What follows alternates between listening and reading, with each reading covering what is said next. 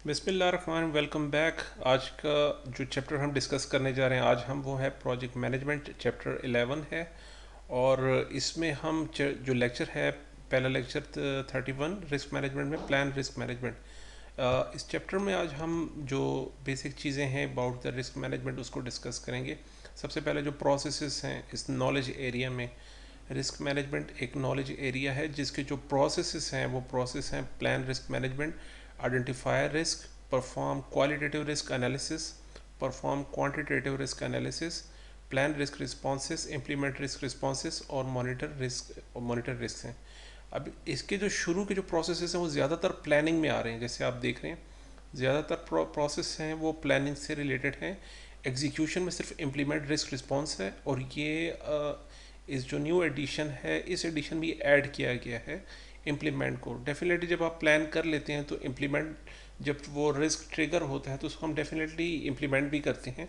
तो इस एडिशन में उन्होंने इम्प्लीमेंट रिस्क को इंट्रोड्यूस कराया है। फिर मॉनिटर करेंगे हम रिस्क को मॉनिटरिंग एंड कंट्रोलिंग में। तो एग्ज़ाम पॉइंट ऑफ व्यू से देखेंगे हम तीनों जो प्रोसेस ग्रुप्स हैं, प्लानिंग, एग्जीक्यूशन और मॉनिटरिंग, हर वो नॉलेज एरिया जिसके प्रोसेसेस प्लानिंग में, एग्जीक्यूशन में और मॉनिटरिंग एंड कंट्रोलिंग में पाए जाते हैं, वो एग्ज़ाम पॉइंट यूज से बहुत इंपॉर्टेंट रहता है। तो इसी तरह रिस्क मैनेजमेंट में प्लान भी है, एग्जीक्यूशन भी है और मॉनिटरिंग भी है। तो इस जो चैप्टर है इस पे हम थोड़ा ज़्यादा टाइम इन्वेस्ट करेंगे और इसके जो प्रोसेसेस हैं वो भी थोड़े ज़्यादा हैं compare to the previous one. इसमें हम करते क्या है, इसमें हम कहते हैं, देखें सबसे पहले हम बात करते हैं रिस्क की। रिस्क कोई भी इवेंट, कोई ऐसा इवेंट आपने स्कोप से लेकर कम्युनिकेशन मैनेजमेंट प्लान तक, ह्यूमन रिसोर्स प्लान तक, रिसोर्सेज से स्टेक होल्डर्स तक कंप्लीट प्लानिंग की है। लेकिन डेफिनेटली अगर आप प्रीवियस हिस्ट्री देख लें, जो प्रीवियस प्रोजेक्ट्स थे, अपने जो पास्ट वर्क है, कभी भी ह्यूमन डिफाइंड प्रोसीजर या उसी प्रोसेस को फॉलो करते हुए नहीं होता। डेफिनेटली तो plus and minus points definitely रहते हैं। यानी अगर आप एक सिटी से दूसरी सिटी तक जाना चाहते हैं, आपके जहन में होता है कि इस तक मुझे इतनी कॉस्ट आएगी और इसमें मुझे इतने रिसोर्सेज की ज़रूरत पड़ेगी और इतने टाइम तक मैं वहाँ पहुँच जाऊँगा, इस तरह मैं कर लूँगा। लेकिन डेफिनेटली जब आप अपना एक्चुअल में जब सफ़र शुरू करते हैं तो स्टार्टिंग पॉइंट से एंडिंग पॉइंट तक आप काफ़ी अप्स एंड डाउन्स अब देखते हैं। ये हमारी डेली रूटीन की बात है। तो इसी तरह प्रोजेक्ट्स में ऐसे इवेंट्स आते हैं जिसके कंसिक्वेंसेस आपके प्रोजेक्ट के जो कंसर्न है उस पर पॉजिटिवली भी आ सकते हैं, अपॉर्चुनिटी और थ्रेट्स भी हो सकते हैं, नेगेटिवली इम्पैक्ट भी कर सकते हैं। अब वो कौन से इवेंट हो सकते हैं, वो कौन सी चीज़ें हो सकती हैं जो नेगेटिवली इम्पैक्ट करेंगे आपके प्रोजेक्ट के ऑब्जेक्टिव्स को। उसमें छोटे से जो जो क्रक्स हैं, टॉप के जो प्रोजेक्ट रिस्क देखे जाते हैं, उसको मैंने यहाँ समराइज़ करने की कोशिश की है, उनको मैंने आइडेंटिफाई की। यहाँ पे देखें, स्कोप क्रीप सबसे ज़्यादा बड़ा प्रॉब्लम है। स्कोप क्रीप को हमने स्कोप मैनेजमेंट में डिस्कस किया था। बजट का रिस्क हो सकता है, चेंजेस को आप एक्सेप्ट नहीं कर पा रहे, रेजिस्टेंस है उसका, ये भी रिस्क है। इंटीग्रेशन नहीं हो रही ओल्ड सिस्टम से नए सिस्टम पे, आप यहाँ रिसोर्सेज के अवेलेबल नहीं ना हो सके, आपकी टीम में डिस्प्यूट्स काफ़ी ज़्यादा हैं तो आपका स्पॉन्सर सपोर्ट नहीं कर रहा, टेक्नोलॉजी कंपैटिबल नहीं है, आपकी जो एम्प्लॉयज़ हैं आपके लोग टेक्नोलॉजी को नहीं समझ रहे, जो स्केजल रखे हैं उसमें कंप्रेशन नहीं है, उसमें हम कह सकते हैं उसमें इतना बफर नहीं है कि आप डिले को सफ़र कर सकें या आप उस डिले को मैनेज कर सकें। प्रोजेक्ट की डिपेंडेंसीज काफ़ी, एग्जाम्पशंस बहुत ज़्यादा थे। प्रोजेक्ट से जो रिलेटेड स्किल्स हैं वो काफ़ी रेयर हैं और काफ़ी कम्प्लेक्स हैं। आर्किटेक्चर आपके प्रोजेक्ट का काफ़ी कम्प्लेक्स था, स्टेक होल्डर्स हो सकते हैं, बेनिफिट्स शॉर्टफॉल हो सकता है। इसी तरह एक्सचेंज रेट डेफिनेटली चेंज होते रहे, अप्स एंड डाउन्स आते रहते हैं। इसमें जो फ्लक्चुएशन अगर काफ़ी ज़्यादा हो गई तो वो डेफिनेटली रिस्क होता है। सेफ्टी सिक्योरिटी का काफ़ी इश्यूज को, मेन कंसर्न रिस्क मैनेजमेंट में सेफ्टी सिक्योरिटी, हर प्रोजेक्ट में इसको देखा जाता है। लीगल रिक्वायरमेंट हो गई, क्वालिटी हो गई, रिक्वायरमेंट्स हो गई। इसी तरह प्रोजेक्ट कम्प्लेक्सिटी, नेचुरल जो है डिज़ास्टर्स हैं, नेचुरल डिज़ास्टर, फोर्स माज्योर्स में, इन्हें भी ये भी हो सकता है। रेगुलेटरी रिस्क, सप्लायर्स, तो ये सारे टॉप रिस्क हैं। इसको मैंने एक छोटी सी समरी, एक एग्जांपल देने के लिए, रिस्क से हमारी क्या मुराद है। तो ये वो इवेंट्स हैं जिसमें हमारे प्रोजेक्ट पॉजिटिव नेगेटिवली इम्पैक्ट करेगा। अभी यहाँ पे मैं एक बात समझाने की कोशिश करता हूँ। जो पीएमआई है वो रिस्क को दूसरे एस्पेक्ट से देखता है। हम जितने भी और कोर्सेज में आपने देखो, जैसे सीआईएसएसपी में और जितने भी चैप्टर हैं, सिज्म में जो रिस्क को डिफाइन किया जाता है, वो फोकस सिर्फ और सिर्फ थ्रेट्स को करते हैं। वो कहते हैं हर वो इवेंट जो आपके प्रोजेक्ट को नेगेटिवली इम्पैक्ट करे वो रिस्क कहलाता है। लेकिन प्रोजेक्ट मैनेजमेंट कहती है कुछ अपॉर्चुनिटीज़ भी तो होंगी ना, कुछ ऐसी बातें भी होंगी जो आपके प्रोजेक्ट को पॉजिटिवली इम्पैक्ट करेंगी। क्या ऐसा नहीं हो सकता? इसकी एग्जांपल देख लेते हैं। अपॉर्चुनिटी से मेरी क्या मुराद थी? आपके प्रोजेक्ट को एक स्केजल दिया गया, अगर आपने अपना प्रोजेक्ट अपने स्केजल के मुताबिक कंप्लीट किया है, अब मैं आपको एग्जांपल से समझाने की कोशिश करता हूँ। प्रोजेक्ट को आपने अपने टाइम पे कंप्लीट किया तो आपको मिलेंगे $20,000। अगर आपने अपने प्रोजेक्ट को 2 मंथ पहले ख़त्म किया, फिनिश किया, तो फिर आपको मिलेंगे $22,000। यूजुअली होता है अगर आपने प्रोजेक्ट को जल्दी कवर किया तो आपको बेनिफिट, उसका कंपनसेशन दिया जाता है, आपको उससे एक्स्ट्रा अमाउंट दी जाती है। अगर 1 महीने पहले आपने कंप्लीट कर दिया, $21,000। अब देखें ऑन द अदर साइड, अगर आप लेट हो गए तो फिर आपको कितनी अमाउंट पे करनी पड़ेगी? 13 मंथ पे। 13 मंथ हो गए, 1 महीना आप डिले हो गए तो 18,000 आपको 20 से माइनस हो गया। 14 मंथ आपने मज़ीद डिले कर दिया तो आप 20 से $15,000 पे आ गए, और उससे भी ज़्यादा लेट किया तो आप 20,000 से 11,000 पर आ जाएंगे। तो यहाँ पे दो चीज़ें यहाँ देखें, आप नेगेटिव थ्रेट्स भी हैं आपके प्रोजेक्ट को और अपॉर्चुनिटीज़ भी हैं। अपॉर्चुनिटीज़ ये भी डेफिनेटली, ये चीज़ भी तो है ना, इसको भी हम काउंट करते हैं। तो ये है बहुत इंपॉर्टेंट। पीएमआई कहता है आप उन अपॉर्चुनिटीज़ को भी तो काउंट करें, आप थ्रेट्स को तो देखते हैं। हर प्रोजेक्ट में अपॉर्चुनिटीज़ भी होती हैं, सिचुएशन चेंज होती रहती है और डेफिनेटली अपॉर्चुनिटीज़ भी हैं, तो आप उसको भी काउंट करेंगे अपनी रिस्क मैनेजमेंट की प्रैक्टिस में। ये बात समझाना बहुत ज़रूरी थी और इस बात को समझ लीजिए कि पीएमआई के एस्पेक्ट से, प्रोजेक्ट मैनेजमेंट के एस्पेक्ट से रिस्क में हम दोनों चीज़ों को काउंट करेंगे, थ्रेट्स को भी देखेंगे और अपॉर्चुनिटी को कैसे अवेल करना है। अगर अपॉर्चुनिटी आपसे मिस हो गई तो वो भी डेफिनेटली रिस्क ही है ना। अगर आपसे अपॉर्चुनिटी मिस हो गई, आप नहीं उसको अचीव कर सके, तो वो भी आपके लिए एक रिस्क फैक्टर बन जाता है। और दूसरी तरफ अगर आपने अपॉर्चुनिटी का अवेल किया तो वो आपके जो थ्रेट्स का इम्पैक्ट है उसको भी बैलेंस करेगा साथ में। तो इसको हम देखेंगे साथ साथ कि अपॉर्चुनिटी किस तरह होती है और थ्रेट्स कैसे होती है, हम दोनों को कैसे काउंट करेंगे, कैसे मेजर करेंगे, एक कंप्लीट लेक्चर में हम इसको डिस्कस करेंगे साथ साथ। अनसर्टेनिटीज़ वो होती हैं कि इवेंट्स ऐसी हैपनिंग होती है जिसका आपको पता ही नहीं था, जिसका आपको एक्सपेक्टेशन ही नहीं थी कि इसके साथ ये भी हो सकता है। एक ऐसी अनसर्टेनिटी हर चीज़ के साथ लगी होती है कि आपने सोचा भी नहीं था उसके बारे में वो काम भी हो सकता है।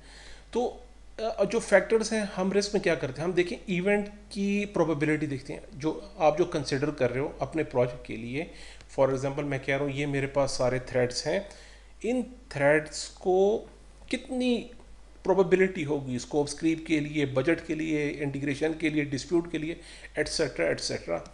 तो इसकी प्रोबेबिलिटी क्या है, कितने चांसेस हैं? तो प्रीवियस एक्सपीरियंस लोग हैं, प्रीवियस हिस्टोरिकल रिकॉर्ड है आपके पास, वहाँ से पता चल सकता है इसकी चांसेस ऑफ अकरेंस कितनी है।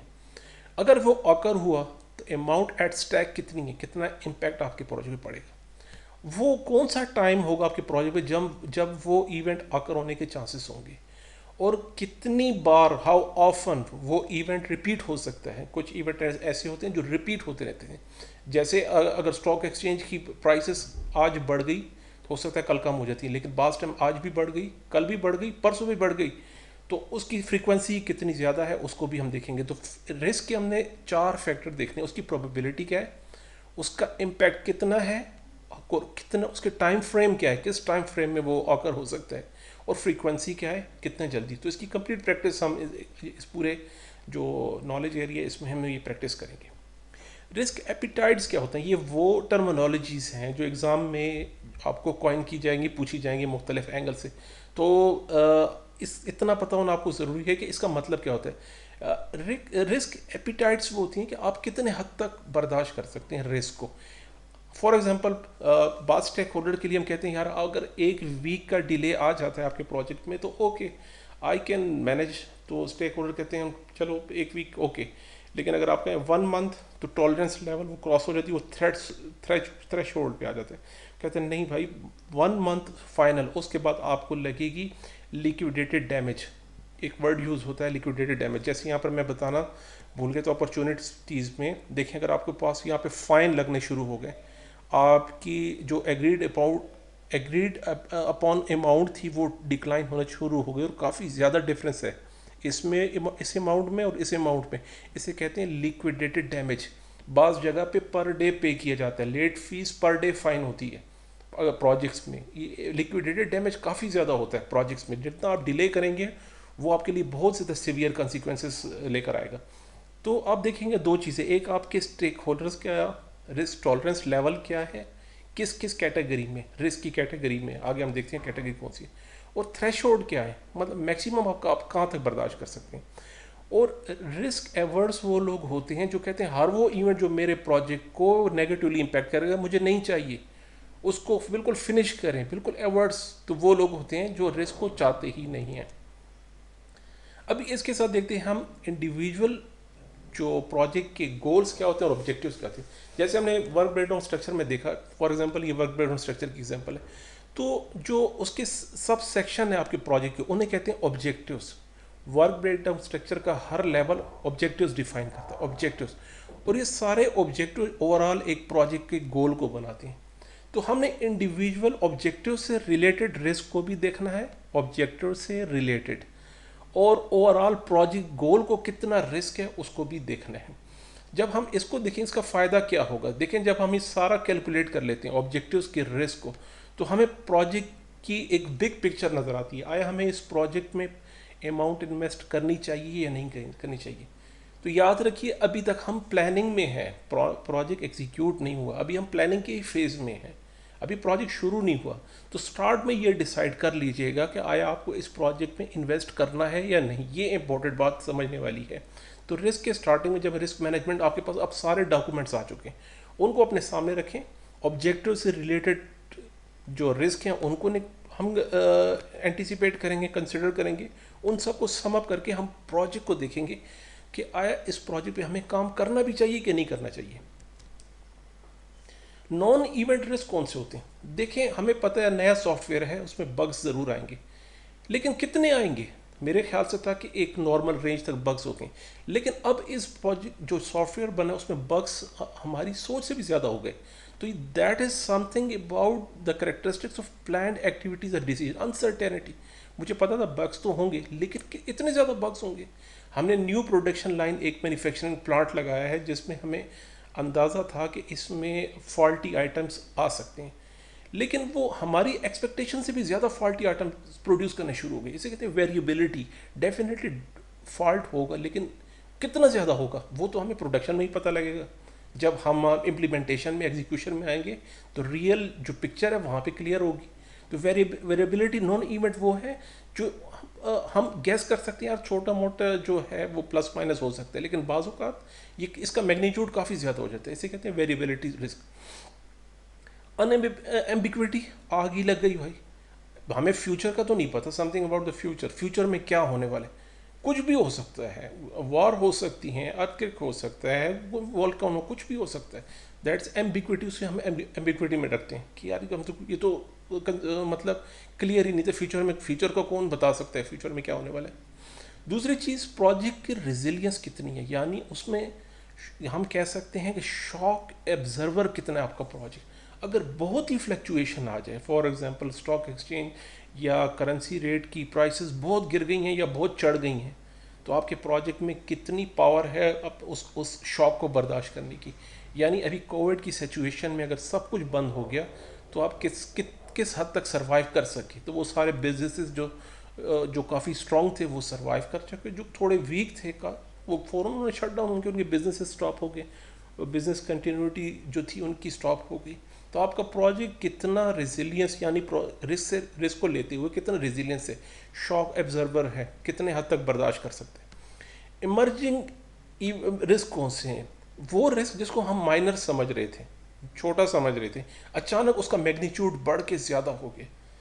यानी हमें लग रहा था कि हमारे एम्प्लॉयज़, हमारे जो वर्कर्स हैं, हमारे जो स्टाफ है, वो एक काम को एक हफ्ते में कर लेंगे, लेकिन वो एक हफ्ते से 10 दिन हो गए, 10 से 15 दिन हो गए, और वो इतना डिले हो गया कि अब वो आपकी जो रेंज है उससे भी बाहर हो गया। तो हमने प्लानिंग में उस पर नज़र रखनी कि इसमें इमरजेंट रिस्क कौन से हैं, और ये कोई भी बता नहीं सकता। तो इसको फाइंड आउट करने के लिए हमें शुरू से आखिर तक प्रोजेक्ट के ऑपरेशन पर नज़र रखनी पड़ेगी कि रियलिटी में कौन सा डाटा आ रहा है। शुरू में कोई नहीं बता सकता कि आपके साथ क्या होने जा रहा है। प्रीवियस हिस्टोरिकल रिकॉर्ड से हमें थोड़े हिंट्स ज़रूर मिलेंगे कि पिछले प्रोजेक्ट में ये मसले आए थे। लेकिन अब आपके लिए कौन सा चैलेंज मद्देनज़र है ये कोई भी नहीं बता सकता। ये आपको शुरू से अपने प्रोजेक्ट की एक एक एक्टिविटी पर नज़र रखेंगे, तब आपको आइडेंटिफाई होगा कि कौन कौन सा रिस्क बहुत ज़्यादा अटेंशन रिक्वायर्ड है, किसके लिए, कहाँ पे अटेंशन मुझे देनी है, कौन से किस रिस्क को हमने फ़ौरन रिस्क रिस्पॉन्स की तरफ लेके जाना है। इस पर भी हम आगे मजीद बात करेंगे। लेकिन अभी ये समझ लीजिए इमरजेंट रिस्क कौन से होते हैं जिसको माइनर समझा जाता है, लेकिन उनकी टेंडेंसी अचानक ज़्यादा हो जाती है, हाई हो जाती है, तो उसको हम फ़ौरन जो है क्रिटिकल कंडीशन में ले आते हैं। इंटीग्रेटेड रिस्क मैनेजमेंट क्या होता है? ये कंप्लीट हम रिस्क मैनेजमेंट की एक्टिविटी में यही करने जा रहे हैं कि सारे प्रोसेसेस को लेकर आएंगे और उसमें रिस्क के फैक्टर को हर नॉलेज एरिया, हर प्रोसेस में इंटीग्रेट करेंगे, हर प्रोसेस में। इसलिए अगर आपको याद हो कि जब भी मैं कोई चैप्टर कंप्लीट करता, मैं आपसे कहता था कि ये चैप्टर अभी ओपन रहेगा जब तक हम रिस्क मैनेजमेंट कंप्लीट नहीं करते। तो इस रिस्क मैनेजमेंट में आपको आइडेंटिफाई होगा कि हमने इसको इतनी इंपॉर्टेंस क्यों दी थी। एजाइल में, एडॉप्टिव एनवायरनमेंट में, जहाँ पे आपके पास चेंज ड्रिवन एनवायरनमेंट होगी, जहाँ पे एग्जीक्यूशन पे सब कुछ डिपेंड करता है, उसकी अप्रोच टोटली डिफरेंट रहेगी। तो आपने छोटे छोटे फेजेस अपने प्रोजेक्ट के स्टार्ट करने हैं, उनकी नेचर को देखना है, उनसे डाटा कलेक्ट करना है, और वहाँ पे जो थ्रेट्स और अपॉर्चुनिटीज़ आपके सामने आ रही है, हमने उसकी बेस पे प्लानिंग करनी होगी एग्जीक्यूशन में। और जो ऑलरेडी प्लान ड्रिवन प्रोजेक्ट्स हैं उसमें हमने प्लानिंग के फेज़ पे लेके जाना है अपने रिस्क मैनेजमेंट को, और फिर इम्प्लीमेंट करना है जैसे हम स्टडी कर रहे हैं। ये अभी प्लान है, लेकिन चेंज ड्रिवन एनवायरनमेंट की एडाप्टिव अप्रोच जो रिस्क मैनेजमेंट से वो टोटली डिफरेंट है, वो अलग है। तो एनवायरनमेंट आइडेंटिफाई कीजिए कि आप कौन से एनवायरनमेंट में अपना प्रोजेक्ट कंप्लीट करने जा रहे हैं। तो प्लान रिस्क मैनेजमेंट की जो इनपुट, टूल, टेक्निक, आउटपुट, इसको हम इसमें समराइज करने की कोशिश करते हैं, डिस्कस करते हैं। इसमें कौन कौन सी चीज़ें आपके सामने आएंगी। रिस्क मैनेजमेंट में एक बात याद रखिएगा कि जो इनपुट है, इनपुट में प्रोजेक्ट मैनेजमेंट के सारे कंपोनेंट, सारे डॉक्यूमेंट्स यहाँ पर आप लेकर आओगे। तो ये इंपॉर्टेंट बात है कि रिस्क मैनेजमेंट के लिए ज़रूरी है कि जितने नॉलेज एरिया हैं सब पे आपने काम कर लिया हो, अब वो आपके सामने ओपन हो, तो ये हमारे पास इनपुट होंगे सबकी। तो आउटपुट क्या होगा? वहाँ से आपको रिस्क की स्ट्रेटजी वहीं पे डिफाइन हो जाएगी। रिस्क मैनेजमेंट में आपने किस तरह रिस्क को किस तरह डील करना है, अगले प्रोसेस में डिस्कस करते हैं हम रिस्क को कैसे डील करते हैं, कौन से मेथोडोलॉजीज आप यूज़ करेंगे, रो रिस्पॉन्सिबिलिटी कहाँ पे असाइनमेंट होगी, किसको देंगे, फंडिंग कितनी आपने रखी है अपने रिस्क मैनेजमेंट के लिए, टाइमिंग कैसे एडजस्ट करेंगे, रिस्क की कैटेगरीज कौन से हैं, अगली स्लाइड में देखते हैं, और स्टेक होल्डर्स की एपिटाइट और थ्रेश होल्ड कितने हैं। रिस्क तो स्टेक होल्डर मैनेजमेंट में डिफाइन हो जाएगा कि हमारे जो स्टेक होल्डर्स हैं वो रिस्क से कितना एपिटाइट, कितना एलर्जिक हैं, या कितना उसको लाइट ले रहे हैं, या कितना अवॉइड कर रहे हैं, या कितना एक्सेप्ट कर रहे हैं। तो वहाँ पे स्टेक होल्डर मैनेजमेंट में डिफाइन हो जाएगा। हमने प्रोबेबिलिटी और इम्पैक्ट को डिफाइन करना है इसमें बहुत ही अच्छे तरीके से। इसके लिए एक्सपीरियंस सब्जेक्ट मैटर एक्सपर्ट्स को हायर करना चाहिए, हाईली रिकमेंडेड। आप कैसे किसी इवेंट की प्रोबेबिलिटी और इम्पैक्ट को कितना अच्छा डिफाइन कर सकते हैं, तो आपकी कंप्लीट सक्सेस जो है रिस्क मैनेजमेंट से वो डिपेंड करती है इन्हीं दो चीज़ों पे। एक्चुअली रिस्क होता क्या है? रिस्क यही होता है कि प्रोबेबिलिटी और इम्पैक्ट को मल्टीप्लाई करें, उसको कंबाइन करें, तो वो रिस्क डिफाइन कर देता है। ऐसा इवेंट जिसके आकर होने के चांसेस और उसका इम्पैक्ट आपको बता दें, ये रिस्क मैनेजमेंट का यही क्रक्स है, यही उसकी जो है समरी है। रिपोर्टिंग कैसे करेंगे, हम ट्रैक कैसे करेंगे रिस्क को, इसी प्रोजेक्ट मैनेजमेंट प्लान में हम ये चीज़ डिफाइन करेंगे। कैटेगरीज, इसको ओवरव्यू देने के लिए देखिए, हर प्रोजेक्ट की कैटेगरी डिफरेंट रहेगी। आपके प्रोजेक्ट के लिए डिफरेंट है, दूसरे के लिए ये कस्टमाइज है, इसको आप टेलर करेंगे। लेकिन जो टॉप जो कैटेगरीज देखने में आती हैं वो एक्सटर्नल, इंटरनल, टेक्निकल, कमर्शियल और अनफॉर्सिनेबल, जिसे हम कह रहे थे कि ये ऐसे हैं कि जिसे हम एक्सपेक्ट नहीं कर पा रहे, जो नॉन इवेंट के अंदर आते हैं, वो सारी कैटेगरी। तो मुख्तलिफ कैटेगरी में हमने रिस्क को डिफाइन करना है, इसको डॉक्यूमेंट कैसे करना है, अगले प्रोसेस में भी देखेंगे कि आपने रिस्क मैनेजमेंट की ट्रीटमेंट कैसे करनी है। अदर कैटेगरीज देखें, कुछ भी हो सकती है, आपके प्रोजेक्ट के लिए क्या है वो आप खुद डिफाइन कीजिएगा आप ज़्यादा। लेकिन ज़्यादा जो प्रोजेक्ट मैनेजमेंट के प्रैक्टिशनर्स हैं वो यही मेंशन करते हैं कि जो टॉप के अदर कैटेगरीज में वो कस्टमर्स होते हैं, lack of project management effort होती है, प्रोजेक्ट मैनेजमेंट की नॉलेज नहीं होती प्रोजेक्ट मैनेजर्स के पास, कस्टमर आगे सबलेट कर रहे हैं आपके प्रोडक्ट को, ये भी एक रिस्क बन जाता है। आपके एक्सेप्ट आपका कस्टमर अगले कस्टमर को ऑफर कर रहा है आपका प्रोडक्ट। सप्लायर की तरफ से काफ़ी ज़्यादा प्रॉब्लम आ जाती है, सप्लायर्स आप उस पर डिपेंडेंट हैं आपके प्रोजेक्ट कि इनपुट्स काफ़ी सप्लायर पे डिपेंडेंट हो गए, रेजिस्टेंट चेंजेस को आप एक्सेप्ट नहीं कर पा रहे, उससे रेजिस्ट कर रहे हैं, चेंज को रेजिस्ट कर रहे हैं, कल्चर डिफरेंसेस आपके लिए प्रॉब्लम बनाते हैं। दोस्तों इसके हम टॉप कैटेगरीज बना लेते हैं रिस्क को। देखने में बहुत 360 रिव्यू करना है रिस्क को लेकर। ऐसा कौन सा इवेंट है जो मेरे प्रोजेक्ट को, जो प्रोजेक्ट के ऑब्जेक्टिव्स हैं उसको डैमेज करेगा। तो उन सारे इवेंट्स को हम बहुत ही अच्छे से कैटेगराइज करेंगे और उसको हम क्लासिफिकेशन के थ्रू क्लासिफाई करेंगे। उन सारे इवेंट्स को किस तरह करेंगे, कंप्लीट चैप्टर इसी नॉलेज एरिया में हम डिस्कस करने जा रहे हैं। अब वो थी कैटेगरी, अब सोर्स कौन कौन से हो सकते हैं। देखिए वो जैसे हमने कहा स्केजल से रिलेटेड ये सोर्स है, इससे रिलेटेड सारे इवेंट्स को हम निकालेंगे। कॉस्ट से रिलेटेड हम सारे इवेंट्स को निकालेंगे, क्वालिटी से रिलेटेड इवेंट निकालेंगे। तो इन सारे एरिया से हम अपने अपने वो इवेंट्स जो रिस्क की कैटेगरी में या अपॉर्चुनिटी की कैटेगरी में आते हैं उसको हम आइडेंटिफाई करने की कोशिश करेंगे। इसमें एक सॉफ्टवेयर है जिसको RM स्टूडियो कहते हैं, रिस्क मैनेजमेंट स्टूडियो, काफ़ी पॉपुलर है। मोस्टली IT प्रोजेक्ट्स में जो स्टैंडर्ड है हमारे पास ISO 27001, उसको इम्प्लीमेंट करने में जो रिस्क मैनेजमेंट जो RM स्टूडियो है वो काफ़ी यूज़ होता है। तो उसको देख लीजिएगा कि उस पर कौन कौन सी, उनमें ऑलरेडी उन्होंने कैटेगरीज और सोर्सेज को एक टेम्पलेट्स बना रखे हैं। तो लेकिन वो मोस्टली तो IT से रिलेटेड प्रोजेक्ट्स हैं, उनसे भी हो सकता है और अदर प्रोजेक्ट में भी आपके किधर काम आ जाए। उसके अंदर ये रिसोर्सेज डिफाइन है, कस्टमर सेटिस्फेक्शन, जो प्योर इंश्योरेबल रिस्क कौन सा होता है जिसके हम सब्सक्रिप्शन करते हैं इंश्योरेंस कंपनी से, जैसे पर्सनल इंजरी हो गए, डैमेज हो गए, एक्सीडेंट्स हो गए। तो ये ट्रांसफरेबल रिस्क होंगे, ऐसे ऐसे रिस्क जिसके आपको कुछ नहीं करना। अगर किसी का एक्सीडेंट या कोई एक्सीडेंट हो गया, पर्सनल इंजरी होगी, तो हम क्या कर सकते हैं, तो उसकी हम इंश्योरेंस कंपनी से उसकी इंश्योरेंस करा, तो इंश्योरेबल रिस्क हो गए। बिजनेस रिजल्ट का कंप्लीट जो बिजनेस है वो डाउन हो सकता है, कंप्लीट लॉस पे जा सकता है। तो ये सोर्सेस प्रैक्टिशनर ने डिफाइन किए हैं प्रोजेक्ट मैनेजमेंट के, लेकिन आपके प्रोजेक्ट के लिए वो डिफरेंट रहेगा। ये मैं बार बार रिपीट कर रहा हूँ, अपने प्रोजेक्ट के लिए आप अपने प्रोजेक्ट के कंसर्न को सामने रखेंगे। Thank you so much. ये हमारा पहला लेक्चर था रिस्क मैनेजमेंट का। मिलते हैं इंशाल्लाह नेक्स्ट लेक्चर में। अल्लाह।